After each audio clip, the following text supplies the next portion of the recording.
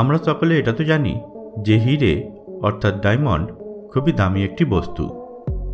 সেই ঐতিহাসিক যুগ থেকেই হিরেকে একটি হাই স্ট্যাটাস সিম্বল বলে মনে করা হয়ে আসছে। হীরের জন্য ইতিহাসে কতই না যুদ্ধ ঘটেছে, কতই না সাম্রাজ্য শেষ হয়ে গেছে। কিন্তু আপনি কি কখনো ভেবে দেখেছেন যে হিরেকে কে বা কারা সর্বপ্রথম পেয়েছিল? হিরে কোথায় পাওয়া যায়? এটাকে তৈরি বা কিভাবে করা হয়? মানুষ কি ল্যাবরেটরিতে হিরে বানাতে পারে? আর আসল হিরেই বা আমরা চিনব কিভাবে? আমরা সকলেই জানি আমাদের পৃথিবী খুবই রহস্যময়, আর না জানি কতই বা রহস্য সে তার ভেতরে লুকিয়ে রেখেছে। আর এই রহস্য উন্মোচন করার চেষ্টা বৈজ্ঞানিকরা প্রতিনিয়ত করে চলেছে। এরকমই একটি রহস্যময় ধাতু আজ থেকে কয়েক হাজার বছর আগে মাটির অনেক গভীরে পাওয়া গিয়েছিল। মনে করা হয় যে আজ থেকে 4000 বছর আগে আমাদের দেশের হায়দ্রাবাদের গোলকোন্ডা এরিয়ায় সমুদ্র তটের বালির ভেতরে হয়েছিল।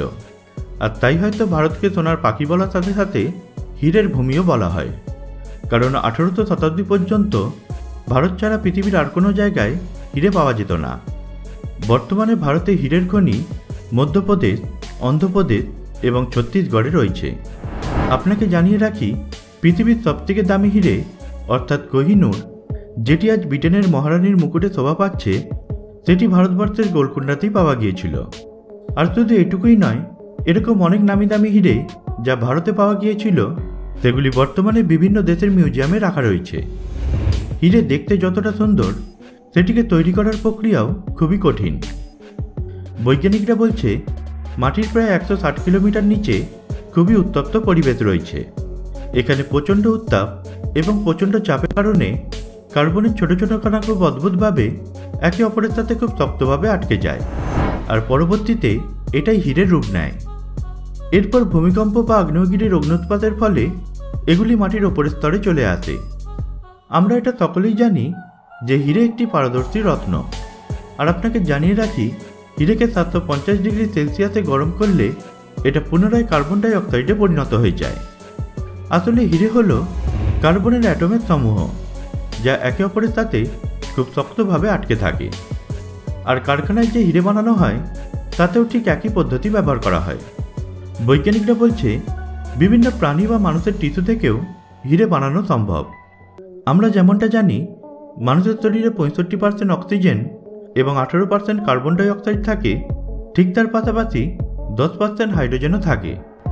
যদি কোনো মৃত ব্যক্তির দেহ থেকে সবগুলো হাইড্রোজেন এবং অক্সিজেন বার করে নেওয়া যায়, তাহলে সেই ব্যক্তির টিস্যুতে শুধুমাত্র কার্বন পড়ে থাকবে, এবং সেই টিস্যুতে অনেক টেম্পারেচার এবং চাপ সৃষ্টি করলে সেটিকে ডায়মন্ডে রূপান্তর করা সম্ভব।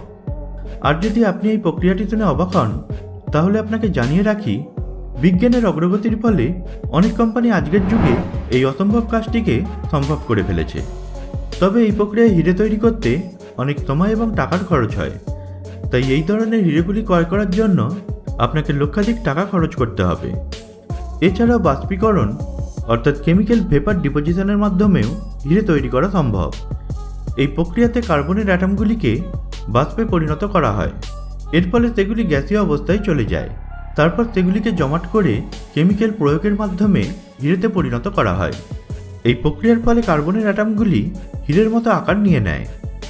এরপর এক্সপার্টরা এটিকে কেটে এবং পালিশ করে হীরের মতো চকচকে বানিয়ে ফেলে। এই হিরেগুলি দেখতে এতটাই আসলের মতো হয় যে সাধারণ মানুষ তো ছাড়ুন, কোনো স্যাঁকড়াও এটিকে আলাদা করতে পারবে না। কেউ ধরতেই পারবে না এটা কৃত্রিম হিরে নাকি এটা প্রাকৃতিকভাবে তৈরি হয়েছে। কিন্তু যেহেতু এই হিরেগুলি কৃত্রিমভাবে তৈরি, তাই প্রাকৃতিকভাবে তৈরি হিরের সাথে এর তফাৎ তো অবশ্যই থাকবে। আর এই তফাৎকে বোঝার জন্য একটি বিশেষ পদ্ধতি অবলম্বন করা হয়। আপনাকে জানিয়ে রাখি, আসল হীরের আকার এবড়ে খেবড়ে হয়ে থাকে, কিন্তু আর্টিফিশিয়ালভাবে তৈরি করা হিরেগুলি ভেতর থেকেও খুবই পারফেক্ট হয়ে থাকে। এছাড়াও অনেক পদ্ধতি রয়েছে যার সাহায্যে আপনি কৃত্রিম এবং প্রাকৃতিক হীরের তফাৎ বুঝতে পারবেন। আসল হীরেকে জলে ফেললে সেটি ডুবে যায়, কিন্তু নকল হীরে জলে ভেসে ওঠে। এছাড়াও আরও একটি প্রমাণ হলো, আসল হীরেকে সূর্যের আলোর সামনে রাখলে সেটি থেকে নীল রঙের আলো বেরোয়, কিন্তু নকল হীরেকে সূর্যের আলোর সামনে রাখলে সেটি থেকে নীল রঙের সাথে হলুদ রঙের আলো বেরোতেও দেখা যায়। এই বহুমূল্যবান পাথরটির চাহিদা শুধু মহিলাদের মধ্যে নয়, এটি পুরুষের মধ্যেও রয়েছে। আর মানুষ নিজেকে ধনী এবং সুন্দর দেখানোর জন্য এটি কিনেও ফেলে। কিন্তু জ্যোতিষশাস্ত্রের কথা অনুযায়ী হীরেকে শরীরে ধারণ করলে তার শুভ অথবা অশুভ প্রভাব পড়তে পারে। তবে এই কথায় কতটা সত্যতা রয়েছে তা আমরা জানি না। তবে এই কথাটিকে একেবারে ফেলেও দেওয়া যায় না, কারণ পৃথিবী বিখ্যাত হীরে কোহিনূর অনেক রাজপরিবারকেই ধ্বংস করে দিয়েছে, তা আমরা কোহিনূরের ইতিহাস ঘাঁটলে জানতে পারি। আপনি যদি কোহিনূরের ইতিহাসের ব্যাপারে না জেনে থাকেন তাহলে ওপরের আই বাটনে ক্লিক করে কোহিনূরের ইতিহাসের ভিডিওটি দেখে নিতে পারেন। যাই হোক, আপনি কি জানেন বর্তমানে সবথেকে বড় হীরের খনি কোন দেশে রয়েছে? যদি আপনার উত্তরটি জানা থাকে তাহলে আমাকে নিচে কমেন্ট করে জানিয়ে দিন। আর আশা করি আজকের ভিডিওটি থেকে আপনি অনেক কিছু জানতে পেরেছেন। এরকমই অদ্ভুত রোমাঞ্চকর ভিডিও দেখার জন্য আমাদের চ্যানেলটি সাবস্ক্রাইব করে পাশের বেল আইকনে ক্লিক করে রাখুন। তো দেখা হবে পরের ভিডিওতে। ভালো থাকবেন। ধন্যবাদ।